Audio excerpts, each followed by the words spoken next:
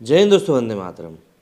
S Rajamouli का नाम एक बार फिर से सुर्खियों में आया है क्योंकि उनको आरआरआर को लेकर एक बार फिर से बेस्ट डायरेक्टर का अवार्ड मिला है। और ये अवार्ड भी उनको ऐसी जगह पर मिला है जहां पर स्टीवन स्पीलबर्ग भी उनके साथ में मुकाबले में खड़े हुए थे। तो ऑब्वियस सी बात है, इस अवार्ड की रेपुटेशन इसमें जो डायरेक्टर्स कम्पीट कर रहे थे उनके कारण अपने आप ही बढ़ जाती है। अब यहाँ पर आप देखिए कि एस राजमौली बाहुबली और आरआरआर को बनाने के बाद भारतीय लीग के जो डायरेक्टर हैं उनसे तो काफ़ी आगे बढ़ चुके हैं, क्योंकि जिस तरह का कंपटीशन हम लोग तक भारतीय बाजार में देखते आए हैं उसमें आपको डायरेक्टर भी ऐसे ही देखने के लिए मिलते हैं जो बस मूवी बना दे।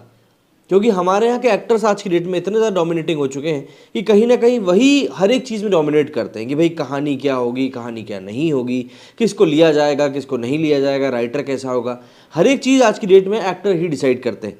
तो ऐसा बहुत कम होता है कि जबकि हमको ऐसे डायरेक्टर्स देखने के लिए मिले जिनकी एक्टर्स सुने।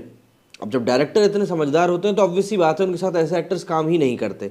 लेकिन क्योंकि आरआरआर और बाहुबली दोनों साउथ से निकल कर आई हैं तो वहाँ पर डायरेक्टर्स का जो ओहदा होता है वो थोड़ा अलग होता है। लेकिन आप उसके बावजूद भी देखिए एस राजमौली को जो ड्यू रिस्पेक्ट इंडस्ट्री में मिलनी चाहिए वो अभी भी कहीं ना कहीं नज़ारादी दिख रही है। जहाँ एक तरफ हम देखते हैं कि बॉलीवुड में डायरेक्टर्स भरप के पड़े हुए हैं और ऐसा लगता है कि बस नए डायरेक्टर्स को लाया ही इसलिए जाता है कि बस मूवी तो डायरेक्ट करनी है, इसका इनको पैसा क्या देना। लेकिन एक सम्राट पृथ्वीराज सरी की कहानी जिसके के ऊपर ज़्यादा से ज़्यादा टाइम इन्वेस्ट किया जाना था, जब बॉलीवुड उस कहानी को 40 से 45 दिन में शूट करके ख़त्म कर सकता है तो फिर इनसे हम ज़्यादा कुछ उम्मीद लगा नहीं सकते। बॉलीवुड जैसी फिल्में बनाकर देश का भव्य सिनेमा से परिचय कराने वाले दिग्गज फिल्म मेकर एस राजमौली अपनी फिल्म आरआरआर के जरिए पूरी दुनिया में धूम मचा रहे हैं। हिंदुस्तान में कमाई के कई नए रिकॉर्ड बनाने वाली ये फिल्म जापान में ही बम्पर कलेक्शन कर रही है। तो वहीं दूसरी तरफ इसकी वजह से डायरेक्टर से लेकर एक्टर तक दुनिया भर में सम्मानित हो रहे हैं। अब इसी कड़ी में फिल्म के डायरेक्टर एस राजमौली के हाथ एक नई उपलब्धि लगी जिस पर इस समय पूरे देश को नाज होना चाहिए। दरअसल राजमौली को न्यूयॉर्क फिल्म क्रिटिक्स सर्कल में बेस्ट डायरेक्टर के अवार्ड से नवाजा गया है। इस दुनिया के प्रतिष्ठित अवार्डों में से एक इसको माना जाता है, जो कि उनको आरआरआर जैसी फिल्म बनाने के लिए राजमौली को दिया गया है।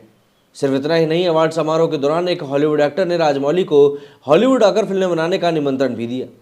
राजमौली को मिलने वाला अवार्ड इस मायने में भी खास है क्योंकि इसे पाने की चाहत रखने वालों की लिस्ट में हॉलीवुड के कई बड़े डायरेक्टर्स का नाम शुमार है। जिस कैटेगरी में राजमौली को बेस्ट डायरेक्टर का अवार्ड मिला है उसमें हॉलीवुड के मशहूर डायरेक्टर स्टीवन स्पीलबर्ग, डैरेन एरोसोफ्स्की, सारा पोली और जीना प्रिंस बाइटवुड का भी नाम शामिल है। इनमें स्टीवन स्पीलबर्ग को जुरासिक पार्क जैसी बेहतरीन फिल्मों के लिए भी जाना जाता है। इस साल उनकी फिल्म द फैबलमैन्स रिलीज हुई थी। ऐसे में समझा जा सकता है कि इस इंटरनेशनल अवार्ड के लिए राजमौली को किन किन कसौटी से होकर गुजरना पड़ा है। इसके साथ ही फिल्म आरआरआर के ऑस्कर अवार्ड जीतने की संभावनाएं भी काफ़ी ज़्यादा बढ़ती जा रही हैं। दरअसल इस फिल्म को ऑस्कर में 14 कैटेगरी में नॉमिनेशन के लिए सबमिट किया गया है। इसे लेकर अब कैंपेन भी बड़े स्तर पर शुरू हो चुका है। बेटे की उपलब्धियों पर हर पिता सबसे ज़्यादा प्रसन्न होता है। ऐसे में राजमौली के पिता विजेंद्र प्रसाद भी बेहद खुश नजर आ रहे हैं। उन्होंने कहा कि एक पिता के तौर पर मैं बेहद खुश हूँ, लेकिन एक फिल्म टेक्नीशियन के रूप में मैं चाहता हूं कि हमारे युवा और टैलेंटेड फिल्म टेक्नीशियंस अपना स्तर और ज़्यादा ऊंचा करें और देश को गौरवान्वित करने वाले ऐसे पल लाते रहें। इसके साथ ही आरआरआर को ऑफिशियली ऑस्कर में नहीं भेजने पर उन्होंने कहा कि हाँ, मुझे बुरा ज़रूर लगा था, लेकिन दुर्भाग्य से मैं अपनी निराशा व्यक्त नहीं कर सकता क्योंकि मैं फैसले से प्रभावित था जिसकी उम्मीद मुझे थी नहीं। मुझे ऑस्कर में कम से कम कुछ नामांकन मिलने की आशा है। विजेंद्र प्रसाद ने फिल्म आरआरआर की कहानी लिखी है। अब वो इसके दूसरे पार्ट पर भी काम शुरू कर चुके हैं। उन्होंने कहा कि हम आरआरआर 2 बनाने के बारे में सोच रहे हैं। मेरा बेटा चाहता है कि मैं इसका सीक्वल भी लिखूं।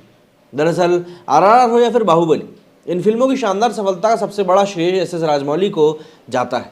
बाहुबली जैसे बेहतरीन फिल्म देकर भारतीय सिनेमा की दशा और दिशा बदलने वाले राजमौली हिट फिल्मों की कहीं ना कहीं आज की डेट में गारंटी बन गए।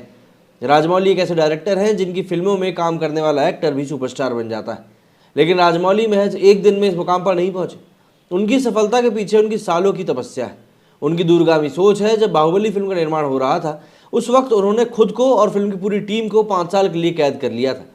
करीब 380 दिनों तक लगातार फिल्म की शूटिंग चलती रही, जो कि किसी भी बड़ी हॉलीवुड फिल्म को बनाने में लगने वाले दिनों से भी डबल है। किसी फिल्म के लिए इतना समर्पण किसी भी निर्देशक में देखने को नहीं मिलता।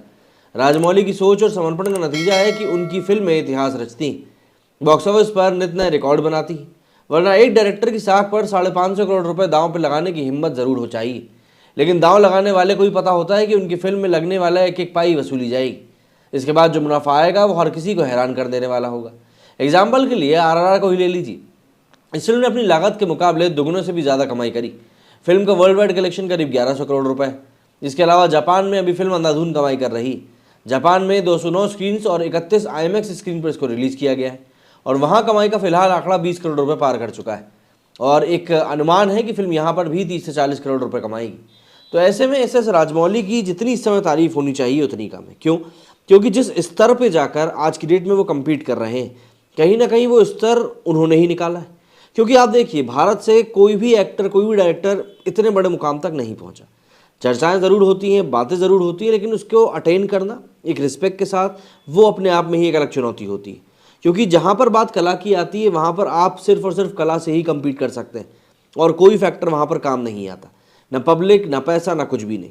जो आपकी कला है, जो आपकी एक पूरी सीखी हुई विद्या है, कहीं ना कहीं वही आप अपने साथ लेके चल सकते हैं और कुछ भी नहीं।